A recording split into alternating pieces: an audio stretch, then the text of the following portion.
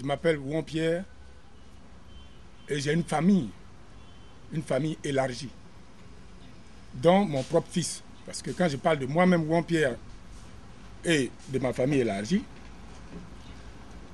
j'ai une image à défendre parce que je suis dans le milieu culturel. Et toutes les fois que les unes des journaux écrivent le papa de Didier Arafat arrêté, ma famille s'inquiète. Ceux qui sont malades s'inquiètent.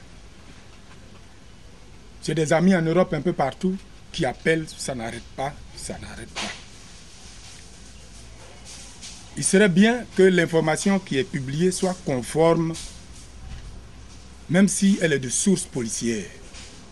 Parce qu'on sait que chez nous, en Côte d'Ivoire, ici, il y a des fuites au niveau des enquêtes même qui devraient être secrètes.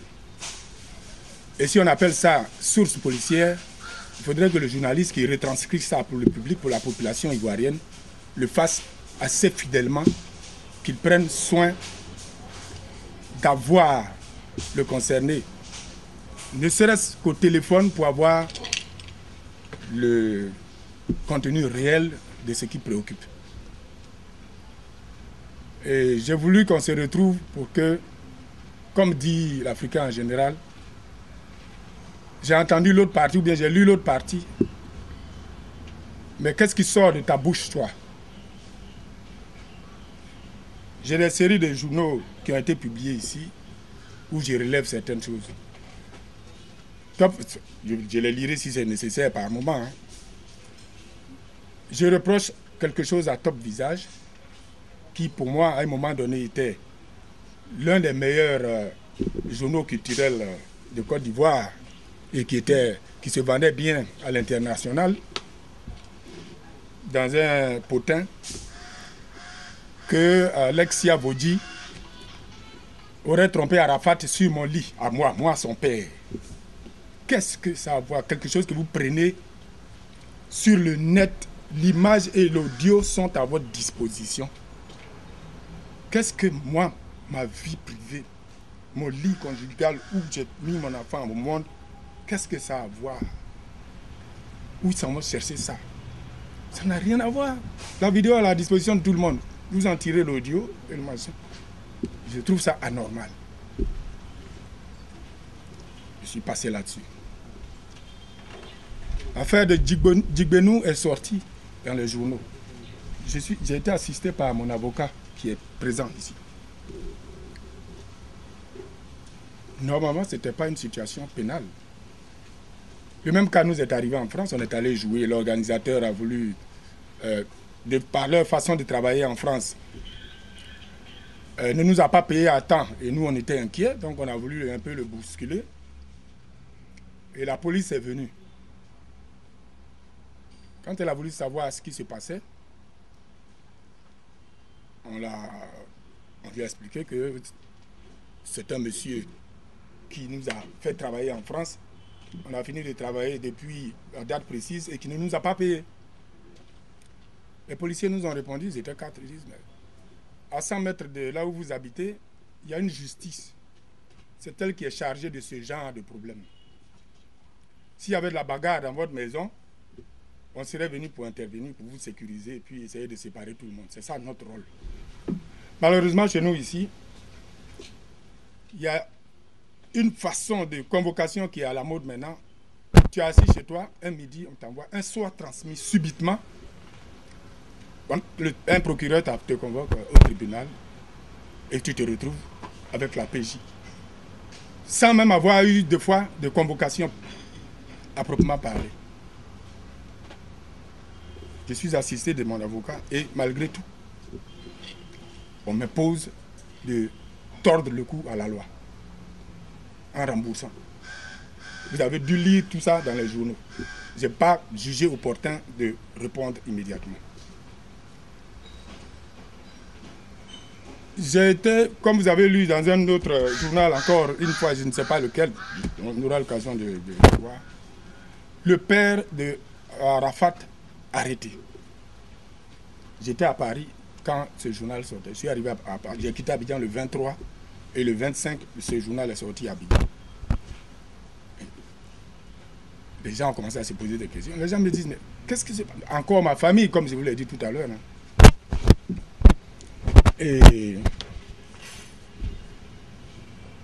j'ai lu à l'intérieur qu'il s'agissait d'une affaire concernant la Guinée équatoriale où Arafat devait aller supporter les éléphants et qu'il n'a pas honoré. En fait, quand j'étais à la police judiciaire, je n'avais jamais eu de convocation de M. Jean-Marcel Tapé. Jamais eu de convocation là-dessus. J'étais au commissariat pour le problème de M. Djigbenou. Et on a fait un premier versement de 2 millions de francs. Je devais rejoindre Arafat qui devait jouer une semaine après en France, qui était malade. Donc il fallait lui porter rapidement ces médicaments traditionnels que nous avons ici pour qu'il se retrouve, parce que il danse, il a besoin d'être requinqué pour jouer. Donc j'ai précipité mon voyage. Je pouvais quitter Abidjan, arriver à Lyon, où le spectacle avait lieu le 30, tranquillement, arriver le 28. Mais j'ai dû précipiter mon voyage et à l'aéroport, on m'arrête. Je dis, mais pour quelle raison vous m'arrêtez? Je demande au lieutenant, pourquoi vous m'arrêtez? Il dit, mais pourquoi tu ne m'as pas demandé l'autorisation et puis tu sors? Je dis, pourquoi? Il dit, mais tu as une affaire à la PJ, non? Je dis, oui, mais je vous ai donné je vous ai versé 2 millions déjà. Pour les 500 000 francs qui restent, nous avons rendez-vous le mardi parce que je ne devais pas voyager plus tôt que prévu. Vous avez reçu l'argent par Western Union. De Paris, on peut vous ramener les 500 000 francs pour compléter. Vous avez bien reçu les 2 millions d'Arafat par Western Union. Donc, moi, étant en France, je peux toujours honorer mon rendez-vous du mardi. Je dis non. On vient, on me dépose. Et c'est quand je suis à la PJ qu'un autre commissaire m'appelle pour me dire, est-ce que vous avez eu affaire à M. Jean-Marcel Tapé? J'ai dit oui. Il dit, mais pourquoi est-ce que vous voulez aller en France alors qu'on vous avait envoyé une convocation? J'ai dit, mais qu'est-ce qui justifie que j'ai reçu votre convocation? Je n'ai jamais reçu votre convocation. C'est autant d'informations que j'ai souhaité mettre un peu à la disposition de la population pour qu'on comprenne que des fois les choses se passent plus ou moins anormalement. Je lis dans le journal que j'étais prêt je tentais de joindre mon fils en France, en Europe, et j'ai été cueilli à l'aéroport.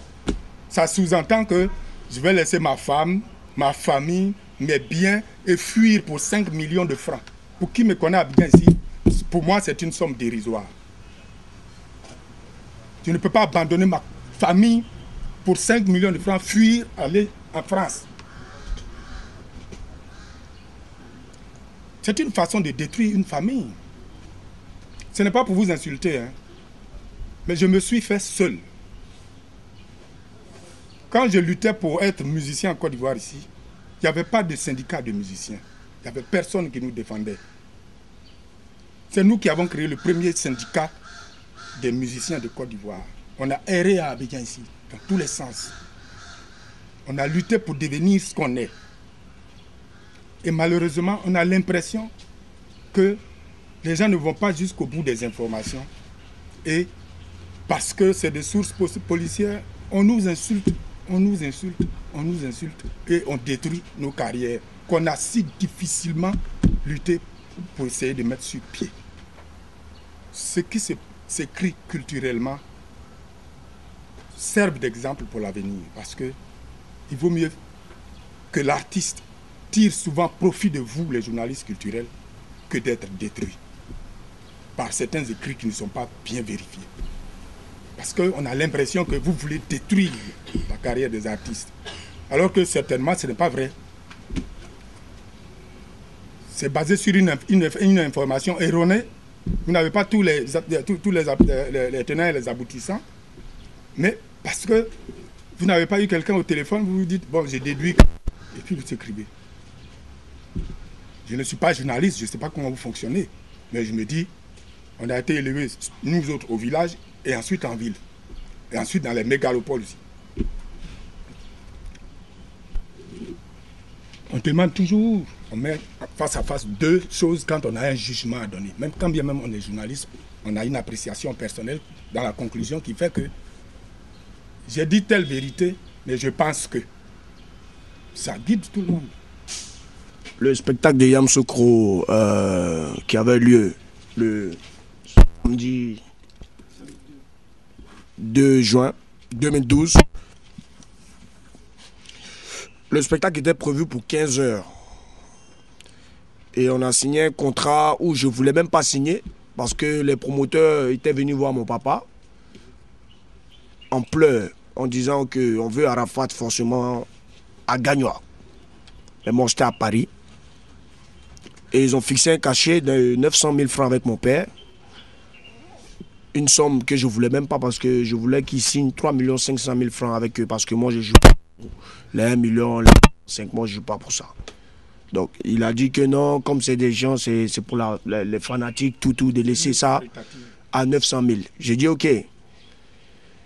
Je devais rentrer sur Abidjan. Je n'ai pas pu rentrer parce que vous savez les histoires d'avion. Donc les gens de Gagnoa, les mêmes promoteurs, le spectacle devait avoir lieu à Gagnoa, ils ont eu la gentillesse de décaler le spectacle. Mais ils ont décidé de ne plus faire ça à Gagnoa, ils ont décidé maintenant de faire ça à Yamoussoukro. Donc, c'était le 2 juin. Ils m'ont dit que je chantais à 15 h. Et si le contrat qu'on avait signé avec eux était pour 15 h. Donc j'ai prévenu mon père en disant à mon père que, comme on chante là-bas à 15 h, et après 15 h on n'aura rien à faire, on va rester à Yamoussoukro, dormir, s'amuser dans les boîtes de nuit, peut-être pour rentrer dimanche. Donc moi, il y a le ministre Ahmed Bakayoko qui m'a contacté, parce qu'après le match des éléphants, il recevait tous les joueurs chez lui. Et il tenait à ce que je sois là-bas pour donner une prestation. Donc j'ai dit à mon père d'informer les gens de Yamoussoukro, d'être sûr que c'est à 15 h. Ils ont dit non, il n'y a pas de problème, c'est à 15 h, chante, qu'après il peut prendre la route pour aller à Abidjan. J'ai dit ok. Je quitte Abidjan à midi. Je mets l'essence dans ma CLS que je viens d'acheter à 70 millions, qui m'a bouffé de l'essence au moins 70 000 francs de carburant. Et avec ma Hammer, où j'ai mis mes danseurs, qui m'a pris au moins 120 000 francs d'essence. On a pris la route.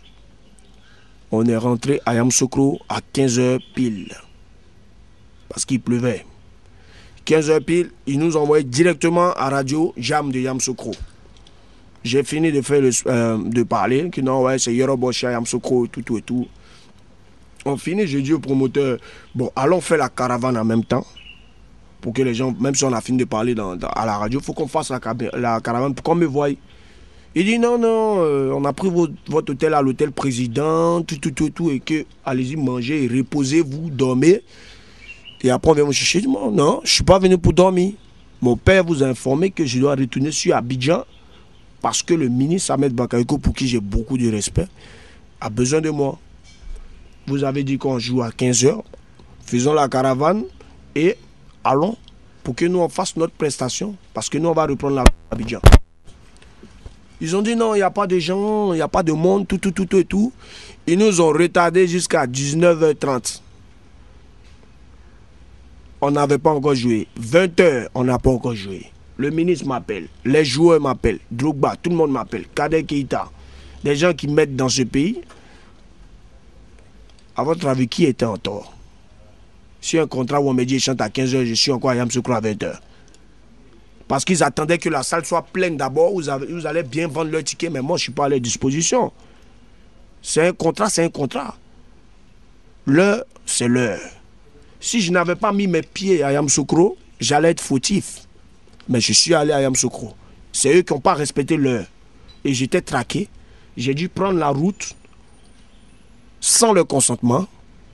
Parce que j'ai vu ça en foutaise. Certes, ça fait mal aux fanatiques parce qu'ils sont allés au lieu du spectacle, nombreux, pour voir Arafat. Et Arafat n'était pas là. Je leur demande pardon, mais ils ne savaient pas ce qui s'était passé. Voilà la version de ce qui s'est passé. C'est ainsi que j'ai demandé d'abord à notre avocat qui est là. Et il m'a dit, tu as signé un contrat, c'était pour quelle heure ta prestation? J'ai dit 15 h. Il dit lequel heure? 20 h. Donc, si tu as des occupations sur Abidjan, au lieu de ne pas les respecter, rentre pour faire ta prestation. J'ai pris la route à 21h.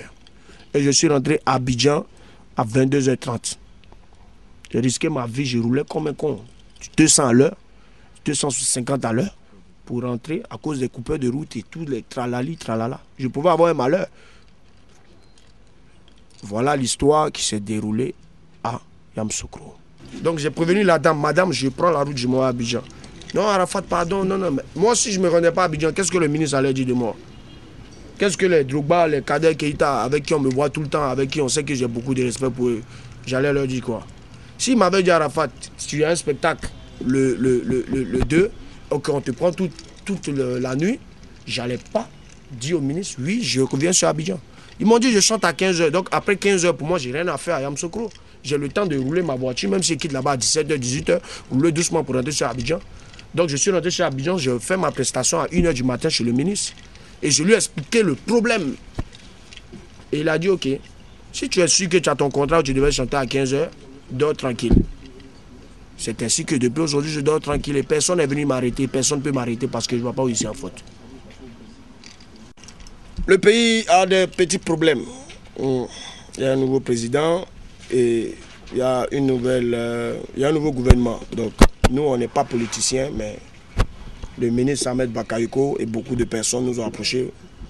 Et Drogba Didier, Kolo Touré, Kader Keïta nous ont approchés pour dire, mais toi, Yorobo, tu as sur la jeunesse. De Bordeaux aussi, a de l'influence sur la jeunesse. C'est vous qui devez donner l'exemple pour la réconciliation de ce pays. Parce qu'on sait que Arafat et de Bordeaux, c'est chien et chat aujourd'hui. Donc si vous vous collez, je crois que vous fanatiques, et ça va servir d'exemple pour la réconciliation de ce pays. Et c'est comme ça qu'on s'est retrouvés chez le ministre. C'était dans la même nuit du spectacle de Yamoussoukro, puisque je lui ai dit que je devais rentrer pour des spectacles sur Abidjan. Donc on était chez le ministre, on a fait la réconciliation devant le ministre. Le ministre nous a demandé de se réconcilier. Drogba s'est mis même à genoux. Comme le grand Drogba a un monument qui se met à genoux devant nous, Arafat de Bordeaux, nous on est qui devant lui? Kolo Touré, tout le monde a demandé pardon, donc on a accepté, on a causé, moi et de Bordeaux. Et dans les 2 semaines à venir, en tout cas, vous aurez un nouveau single, vous aurez une tuerie en tout cas.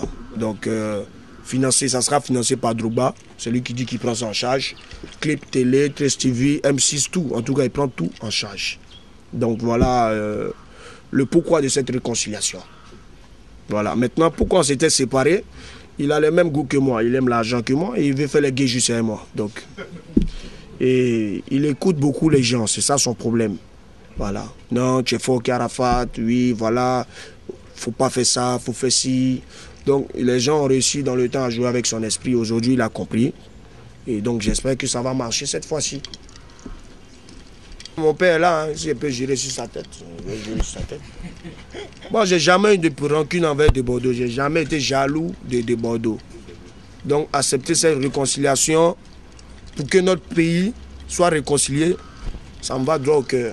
Et accepter cette réconciliation sans rancune me va aussi droit au cœur. Mais je n'ai pas quelque chose de méchant dans mon cœur pour dire que pourquoi je me réconcilier à lui. Je suis ouvert et je suis disposé à retravailler avec de Bordeaux le Koufa. Ça vient de mon cœur et c'est pour la réconciliation de ce pays. Okay. Il y a eu beaucoup de jeunes fumistes qui ne sont pas organisateurs de spectacles, qui savaient que tantôt il allait venir, il n'allait pas venir, qui organisaient des spectacles sans promo, sans rien, à tel point même qu'à un moment donné, quand j'ai décidé de participer aux différents voyages, on est arrivé au Bénin, c'est à l'aéroport, on s'est rendu compte que l'affichage n'a pas été fait. C'est la première fois pour moi qu'on vienne signer un contrat, demander un artiste et qu'on vienne avec un huissier. Il a dit, tu as un huissier, machin, quoi, tout ça, tout ça. Filmer même. Filmer tout ça. Quand on donne le ya. Tout simplement pour faire en sorte que dès que l'artiste n'est pas arrivé, c'est la justice, c'est le plainte, il nous doit 200 millions, on a fait telle publicité, telle. Donc arrivé au Bénin, j'ai même mené des enquêtes. Rien n'a été fait. Ils ont tenté de nous faire respecter les dates et puisqu'il n'y avait pas de promotion, il n'y avait pas eu de publicité, on a joué dans des salles vides. Donc la recette qu'ils escomptaient, ils n'ont pas pu payer. Ils n'ont même pas pu nous payer. Nous avons dû nous prendre en charge au Bénin en concurrence de 2 700 000 francs. C'est parce que nous avons même eu bon cœur. Sinon, on aurait porté plainte à la gendarmerie de l'aéroport qui nous a fait prendre 2 journées d'hôtel supplémentaires que nous avons dû payer nous-mêmes. Je me suis dit, bon, faisons la même chose dans les différents pays. Allons corriger le tir. Quand vous fouillez, généralement, c'est une question de mauvaise organisation. Mais au jour d'aujourd'hui, on a pallié à tous ces problèmes. On a réglé. Il était interdit de Togo, Burkina Faso, Guinée, je ne sais pas. On a réglé tous ces problèmes. Il est blanc comme neige là, au jour d'aujourd'hui. Depuis un certain temps, on ne signe pas de contrat qui disent que Arafat n'est pas parti pour honorer. Non. On va vous donner nos contrats, vous allez voir nos quotas. Pas du tout. Nous, quand on va au Bénin ou au Togo dans une ville, c'est 15 millions, 20 millions. Voilà. Donc, maintenant, c'est plus avec n'importe qui. On se retrouve dans des situations où on n'a pas été payé. Mais tu ne peux pas frapper les gens dans les pays. Tu ne peux rien faire. Donc maintenant, on a exigé que tout promoteur de spectacle qui se trouve à l'extérieur de la Côte d'Ivoire, c'est genre Mali, Burkina, Togo, mais où vous voulez, ils payent tout notre argent par virement bancaire avant qu'on arrive. Et nous, on décolle de notre pays 2 jours avant le spectacle. Maintenant, c'est comme ça qu'on a décidé avec le staff. Sinon, c'est pas que quand on invite Arafat, il ne va pas à ses spectacles. Ou bien il prend l'argent, ça c'était avant, autant de Jonathan, Justin, Gamin, c'est des vieux trucs que les gens ramènent. Aujourd'hui, j'ai 26 piges la famille, donc je ne peux pas m'amuser à faire certaines choses. Si j'ai pris ton argent, je donne ton spectacle. Je cite le cas de la Guinée où on dit qu'Arafat est allé. Arafat a été humilié en Guinée. Vous signez pour une date du 25. Okay. On arrive l'avant-veille. La promotion n'a pas été faite correctement. La première dame réquisitionne le stade qui était prévu pour le spectacle, pour une manifestation sportive, et on nous demande de reporter le spectacle. Au lendemain, ils font fiasco, ils ne peuvent pas nous payer.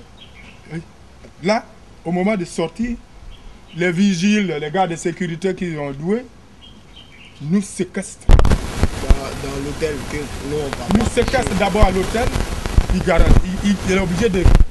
On a fouillé toutes nos poches pour libérer l'hôtel nous-mêmes. On a failli même les laver même en garant. Et on s'est retrouvé au ministère, chez le représentant du ministère de la Culture, durant 2-3 heures à discuter de ce problème. Et le lendemain, eux-mêmes se sont organisés à nous trouver un vol pour qu'on rentre à Abidjan. Alors, quand on est clément, quand on est ouvert, parce qu'on s'est dit, quand on sort du pays, nous sommes les ambassadeurs de la Côte d'Ivoire, nous devons avoir une image positive. On fait des sacrifices, on supporte plein de choses. C'est nos vies qui sont en danger dans les avions. Ce n'est pas un petit plaisir qu'on a à faire ce genre de choses. Et quand les gens jouent avec nous, des fois, nos ambassades ne sont pas au courant que des Ivoiriens sont venus, sont massacrés. Et puis, si on ne prend pas nous-mêmes des huissiers, des avocats, des juristes particuliers pour faire le constat, ben on est livré à nous-mêmes. Et dans ce sens, je le dis parce que je souhaite que nos journalistes culturels relèvent ce genre de faits. On fait la part trop belle aux étrangers qui viennent chez nous ici. Quand ils viennent, on leur court après, on écrit, tout est mielleux. Mais quand on va chez eux, on n'est pas reçu de la même manière. On est boycotté, on est maltraité, mais nous, pour l'honneur de notre pays, on va et on représente le pays, malgré tout. Quand on vient au pays et qu'il y a un rajout, on a l'impression qu'on veut nous détruire. Bon, moi je me suis plaint du fait que ma mère fasse une photo et mettre ça dans les journaux où on la voit en train de lécher le menton de Chanaka. Chanaka, un prisonnier d'abord, évadé de la Maka qui est recherché et qui a fui en ce moment, qui est au Ghana, à Daloa. Un artiste qui me voyait en boîte de nuit et qui me demandait les 5 000 francs et qui me demande de faire un featuring avec moi parce qu'il sait que comme je suis en vogue en ce moment, le fait de faire un featuring avec moi va peut-être lancer sa carrière musicale. Ce qui se permet de dire que oui, moi je ne m'occupe pas de ma mère et que c'est lui aujourd'hui qui s'occupe de ma mère. Mais à votre avis, vous voulez que je réagisse comment? Que je sois content avec ma mère ou bien je ne sais pas.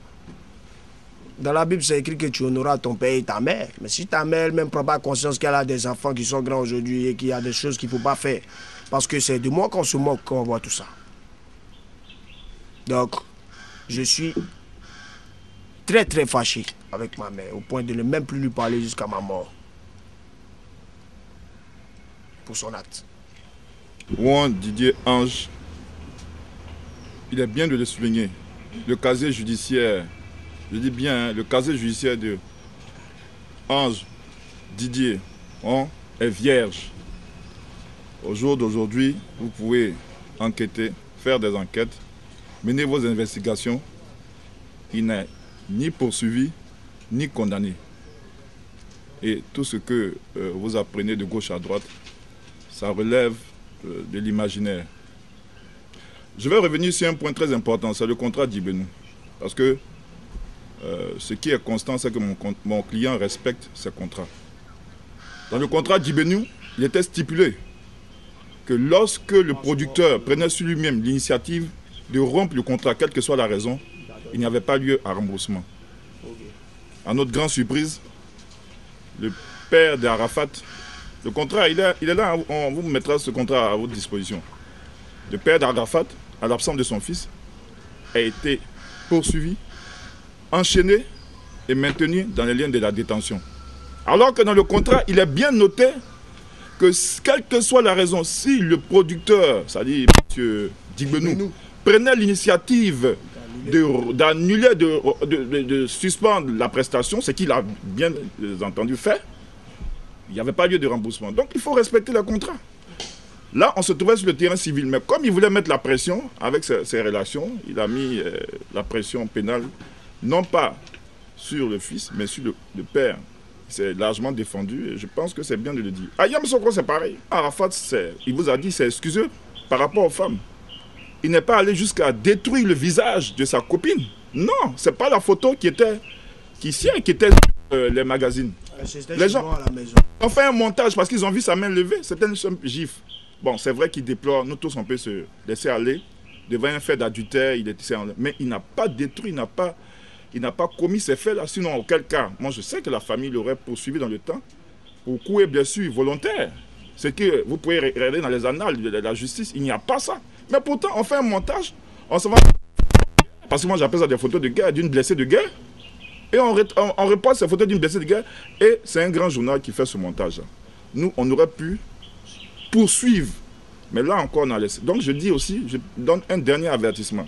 Nous sommes dans un pays de droit. Maintenant, à partir de cet instant, qui s'amuse à ternir l'image de la famille Ouan, du père, du fils et de tous ses proches, parce qu'il y a d'abord la famille et des artistes, parce qu'aujourd'hui, ils sont professionnels, nous allons les poursuivre. Et nous allons demander pour 100 millions, pour 1 milliard de dommages et intérêts, parce que c'est ce que vaut l'artiste sur le plan du produit intérieur culturel. Voilà ce que j'ai à dire. Donc, chacun n'a qu'à bien se tenir. S'il y a des informations, si vous apprenez des choses, venez à la source. Arafat, aujourd'hui, c'est une icône. Autant tout ce qu'il y a dans le domaine du sport, du football, aujourd'hui, il est recherché. Ils sont de par le monde. Donc pourquoi vouloir les détruire? Ceux qui travaillent, pourquoi vouloir détruire ceux qui travaillent? Et donc, je plaide devant vous pour dire, maintenant, désormais, on va poursuivre ceux qui font dans la diffamation et qui font dans la fabulation. Donc, voilà, mon adresse est M. Alain Bokola. Je suis l'avocat depuis plusieurs dizaines d'années de la famille et de mon petit Arafat. Je ne laisserai pas faire. Pour ceux qui exécutent mal les contrats, allez devant les juridictions civiles. S'il y a lieu de rembourser, on va rembourser. En décision nos frères aussi, parce que regardez, à Yamoussoukro, il vous a dit, il est allé avec ses danseurs qu'il a payés. Moi, c'est le contrat de Yamoussoukro. Avec ces danseurs qu'il a payés. Est-ce que vous savez que ces danseurs, vous connaissez la rémunération de chacun de ces danseurs, ça ne couvrait même pas ses charges. Tiens, donne-le. On va vous faire des Le contrat de 900 000 francs ne couvrait même pas ses charges. Il se déplace avec tout son armada de choses. Donc vous voyez, cela fait partie de sa prestance, de sa réputation. Et il dépense plus que 900 000 francs lorsqu'il se déplace. Vous voyez la balance. Quelqu'un qui l'a fait à un but caritatif. C'est ce que son père m'a dit. Il y a un but caritatif. Sinon, quand Arafat se déplace avec ses danseurs, leur cacher tout, c'est près de 2 millions, 3 millions qu'il dépense d'abord. Il va pour 900 000 francs. Le concert à 15 heures, c'est ce qui est dans le contrat. Vous le maintenez qu'à 20 heures. Il a d'autres obligations avec le ministre Ahmed Bakayo, puisque là aussi c'est un contrat. avec les joueurs de Côte d'Ivoire, on lui reproche, on commence à... Donc, comme pour bien faire les choses, il dit, bon, pour le public de Yamoussoukro, malgré le défaut des organisateurs, je vais faire un concert gratuit quand le moment sera venu. C'est pour vous dire que, désormais, on sera là, nous aussi. Il faut protéger la chose culturelle, il faut protéger le produit culturel qui est à la FAT. Et j'ai plaidé devant vous. Et je vais décider. Le 20 décembre. Le sou. C'est vrai en plus. Bon, je suis enfermé en même temps que vous. Avec qui? Contre qui? Non, c'est une formule pour ça. Avec M. Mettez juste M. Maintenant qu'on va arriver vers le 20 décembre, on va compléter le nom. Mais sinon, c'est sûr, hein, le mariage. Avec M.